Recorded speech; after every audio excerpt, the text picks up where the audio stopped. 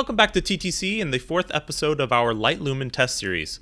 Fast tracking this one a little bit because of the new flashlight introduction by Milwaukee, their 2011R. We built an unapologetically DIY light integration sphere to measure light lumen output and shine some light, so to speak, on the ever increasingly insane lumen ratings we're seeing on lights nowadays. Based on test reports from a lab qualified to do this sort of thing, our little foam sphere seems to be doing the trick too. So today we're going to take these popular flashlight options, test their lumen output, chart their output over their runtime with lots to reveal there, measure their charging speed, then do some water park edition drop tests with the aim to destroy another $250 worth of lights because, well, you guys keep watching, so we're going to keep dropping it like it's hot. Today we picked up some lights you might buy instead of Milwaukee's new 500 lumen 2011R to go up against it, including lights that are cheaper, more expensive, and even still from Milwaukee, just their older model, but with still some apparent upsides to us.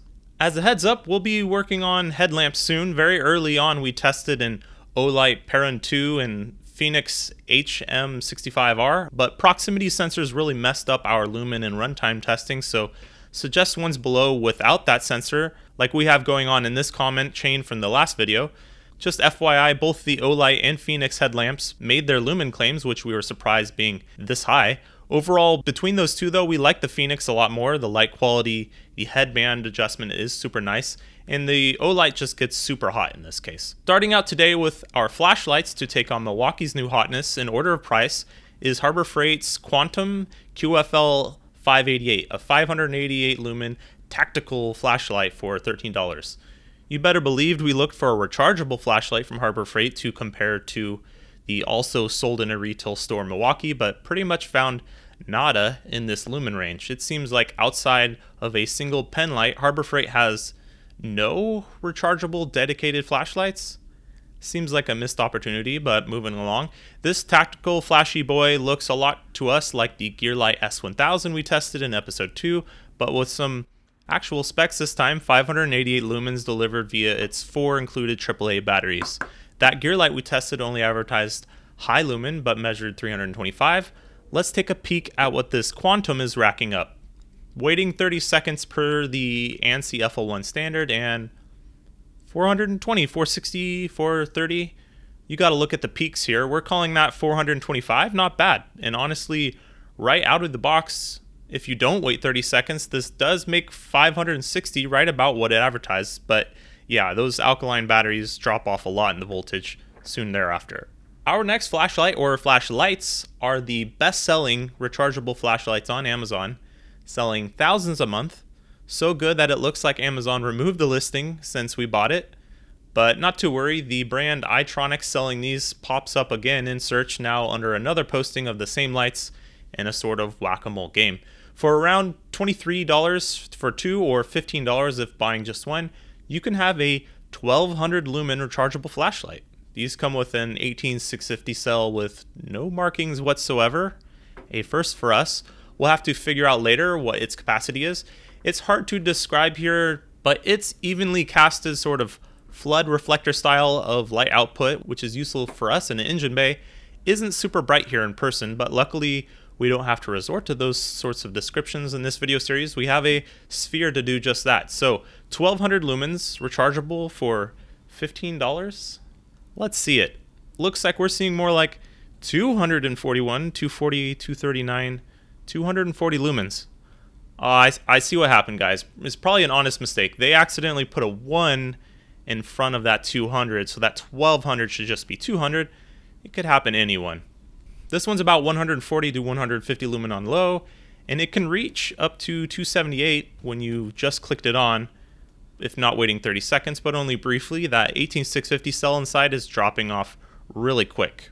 Our next $23 flashlight we're only really including because it's 1500 lumen spec matches the sort of top model we'll be testing today, and because it looks like Harbor Freight just replaced the older, cheaper model of this one with a new 1500 lumen Quantum for more dough, but otherwise they're identical. It takes 9 AA batteries, which I mean, for $23, just getting 9 AA batteries is halfway there, am I right? But these are Harbor Freight batteries after all. We'll have to test with some quality Energizer lithium AAs to see if we're really going to get what we should out of this light. One thing's for certain though, it is bright. Check this out next to the smaller 588 Tactical from Harbor Freight. But yeah, at 1.3 pounds and over 10 inches long, not exactly an everyday carry light like some of the others we're testing today are aiming for. But it is the closest Harbor Freight has to offer, unfortunately. Let's check it out. We're seeing 1418, 1406, 1410, not bad. And that's with Harbor Freight's AA batteries, which are known for being, well, let's say as good as you'd expect for the price. Let's swap the energizers in, and we're now getting 1618, 1607, 1610, pretty good. Now that's not how it's sold, but it can make those beans if you wanted to. We'll have to see how it does over the runtime. Now for some Milwaukee action. We're going to sort of test both of these together. This month, Milwaukee came out with their new $50 500 lumen 2011R, a rechargeable but not battery swappable flashlight. It's pretty small and they're calling it an everyday carry flashlight, though I don't know how we feel about having magnets on an everyday carry flashlight, but that's up to your taste. It's got a clip that works well on a hat brim as well, and a 4 meter or 13 foot drop rating. Happy to find out that today for ourselves. It charges with a micro USB cable, which is a bit strange as a late 2021 introduction, still using a micro architecture. And well, heck, even plugging it in at all seems a bit archaic, no? After all, while maybe this flashlight isn't replacing Milwaukee's previous models, it is coming out after the $70 2160-21, a 800 lumen red lithium model, which means it's got a swappable cell for zero downtime if you have one to spare. Both Milwaukee Lights have a 3000 mAh battery, just one has one that is swappable. While a bit bigger in the hand to take that red lithium cell, it's got a lot of the same specs, 4 meter drop proof, same IP waterproof rating, and 800 lumens of Milwaukee's True View quote-unquote lighting, a more eye-friendly color temperature light source, although in person, while they both have the same sort of spot focus beam style and that 800 does look brighter, you can tell even on camera, and certainly in person, the previous 2160 model is more True View than the new 2011R for whatever reason. The new model isn't exactly as blue as some of the other lights we have today, but more so than the 2160 for sure. Seems like different strategies at play here with the new light versus old. The 2160 has this color ring around the power switch to indicate charge level, and it rotates this snug aluminum collar to reveal a micro USB charge port, a better design than the rubber flappy thing on the 2011, we think. You can charge the battery within the light or swap out that cell as usual, which honestly is just hard to ignore the advantages of. We'll get into why we think they made these changes towards the end of this episode, but for now, we need to see how they perform to make those quality judgments. Our last Milwaukee Light, their Rover stick light, came quite a bit under their claim, which surprised us. Are their flashlights any better? Are they worse? Up first is the new 500 model. We're seeing 578, 562, 558. We're saying that's 560. Not shabby, and low setting is around 110. Now for the 2160 with more True View output, does it get penalized in the lumens? Nope. 814, 809, 817. We're calling that 815 lumens. Seems like with their flashlights at least, from what we can tell, their lumen ratings are spot on or even a little bit conservative. We would venture to guess their others are in line with this strategy as well. Our last flashlight we picked up in hopes of giving Milwaukee a run for its money. Milwaukee isn't a flashlight company after all, right? A dedicated flashlight outfit should be able to bring more to the table. For this task, we had originally chose Olight and Fenix to make up for the headlights we couldn't finish testing on, and both did quite well, but Olight themselves, after seeing our first episodes, has been very adamant about sending us their entire catalog of stuff and creating discount codes so we can get kickbacks from you guys using those discount codes, which says to us you guys have probably seen plenty of Olights from other content creators benefiting from the same marketing effort, so we're going to sort of bench Olight for a few episodes to balance the scales a bit until we purchase another one ourselves. Probably an overreaction on our part, but that's usually how we do things behind the scenes. The more brands email us to feature their tools, the less likely we are to hurry up and show them before we buy them. Fenix though, we like that dual light style headlamp a lot. We picked up the $70 E28R, specifically because while it does have turbo mode to reach its 1500 lumens, after it steps down from that, it's still at 800 to 900 lumens afterwards, which compares well to the Milwaukee 2160, and ideally we'd love to just buy a 900 to 1200 lumen light that doesn't step down at all, but at this EDC size, maybe that would burn a hole into your hand. We don't really know. Recommend some non-turbo mode lights below.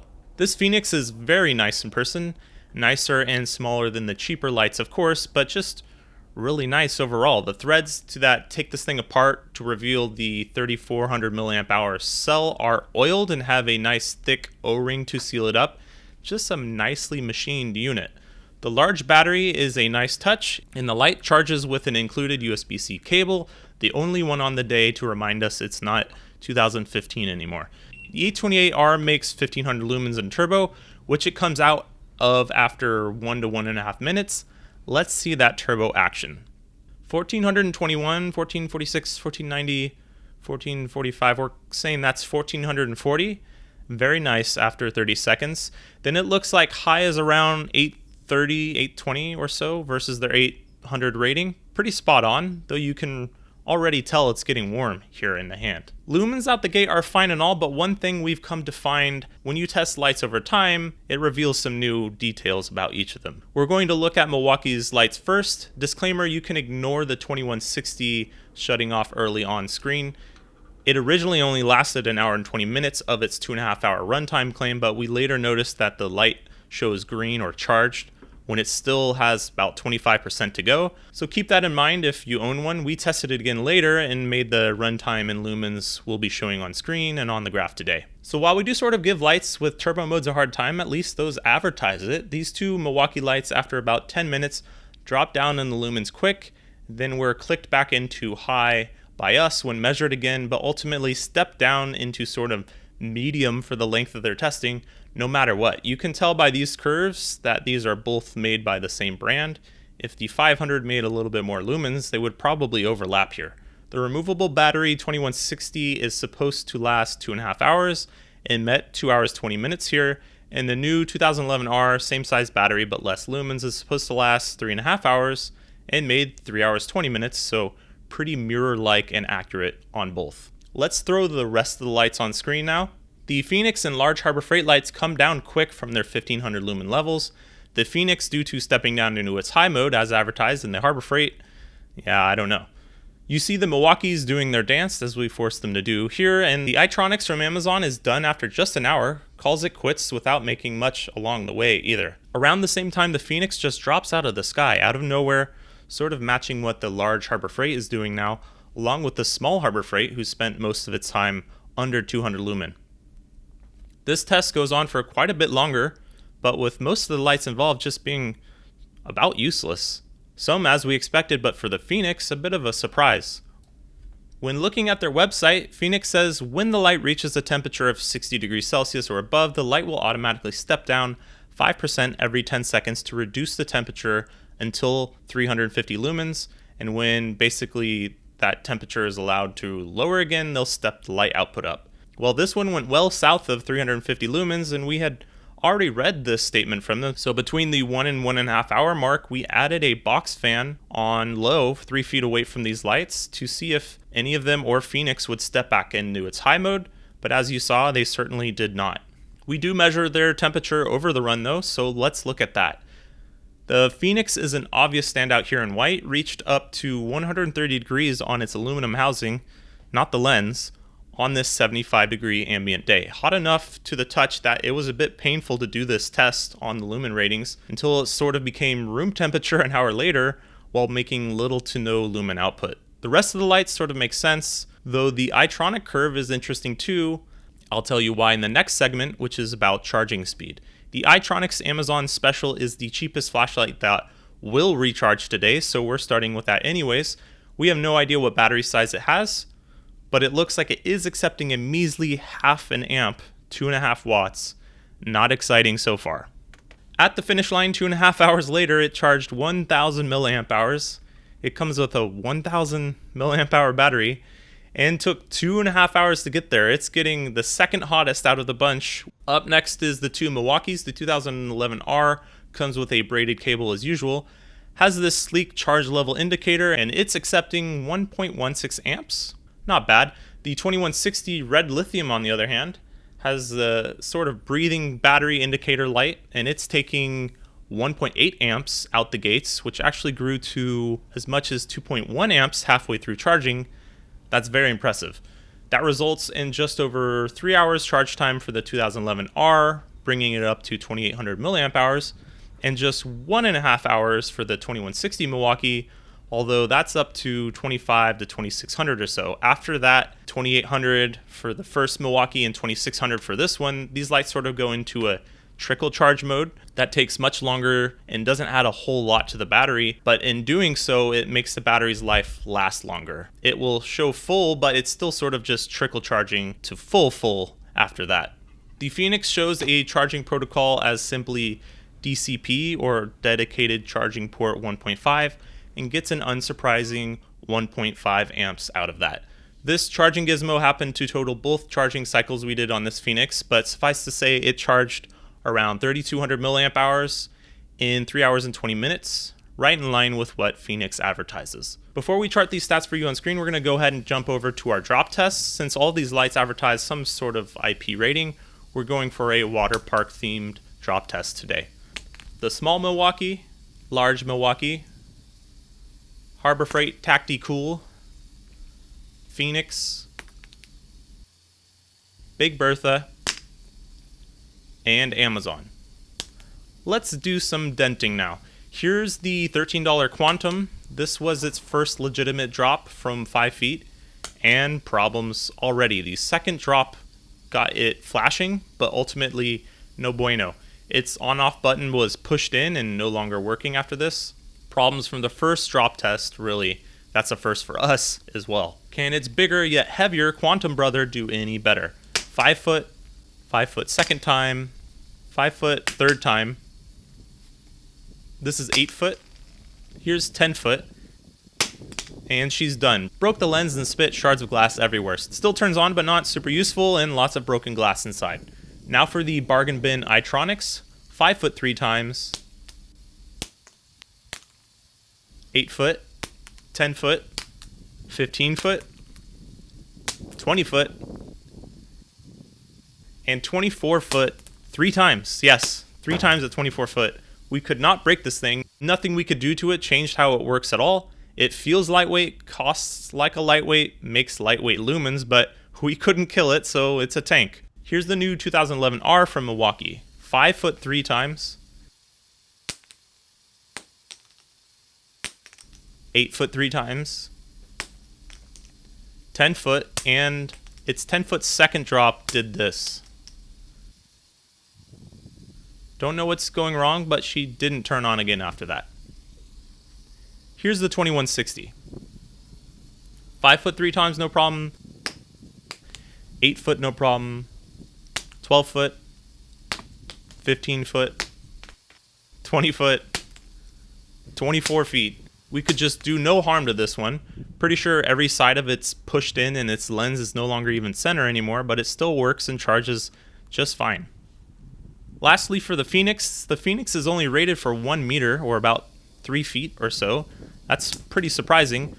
3 feet at 3 times, though, it was fine. 8 foot 3 times, also fine, but it did send its clip off into space.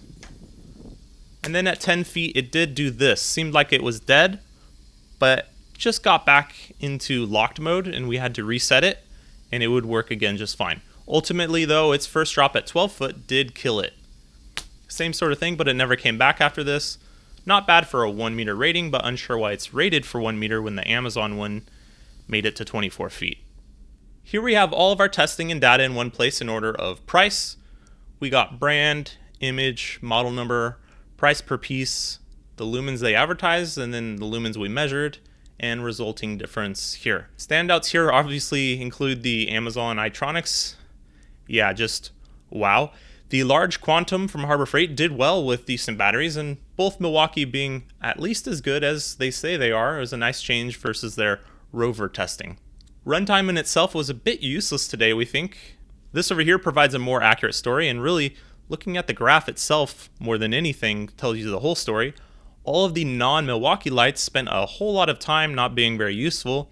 If that's purely due to heat and overloading on the Fenix's part, then that might not be so bad for you. Maybe you're not using this thing at 3 hours at a time, but they advertised 3.5 hour runtime, and we got a 3.5 hour runtime, but most of that at lumen levels of 20, 30, and 40.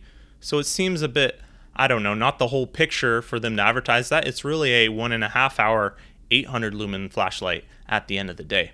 Their charge times are here, the 2160 Milwaukee standing out, and the iTonics just being low because that battery size is insultingly small. Charger type is here where applicable. Then for durability, the 2160 Milwaukee and iTonics oddly tied for first place there. Baffling. Then instead of magnet strength over here, we got weight, most of these being pretty comparable except for the 2160 being a bit larger to fit that battery inside, and the large quantum being, well, large. We thought it would be pretty easy picking flashlights to go up against the non-flashlight brand like Milwaukee, but maybe we just did a bad job. That Fenix though, we tested an Olight Baton 2 previously, and while we didn't fall in love with it, because it's really a 400 lumen flashlight at its core, not 1150, check out this curve. It would remain useful much longer and got a lot less hot in the process. But at least both of these lights you can take the battery out of and swap. That new 2011R from Milwaukee is a bit of a head scratcher. Isn't plugging in a light to recharge sort of going backwards technology-wise? What did the 2160 really do worse today? It made more lumens, charged faster, survived much more dropping despite an equal 4 meter drop rating, had more true view, as it were. Well, when you look at the new range from Milwaukee that they're offering, which includes a pen light and a small removable headlamp, we think this step was fully to embrace the possibility of going smaller, pretty much alone. To make a rechargeable good headlamp and pen light this size, you can't really fit their existing red lithium into that platform. But with a pen light, that sort of makes sense. This 2011R, we were excited about it, and it still did better than most of the flashlights today. It's still being outshined by its previous 2160, which we're very happy with today. But honestly, both of them were better than we expected. Recommend more lights below so that we can test those, and more categories as well. And thanks as always for watching. We really appreciate it.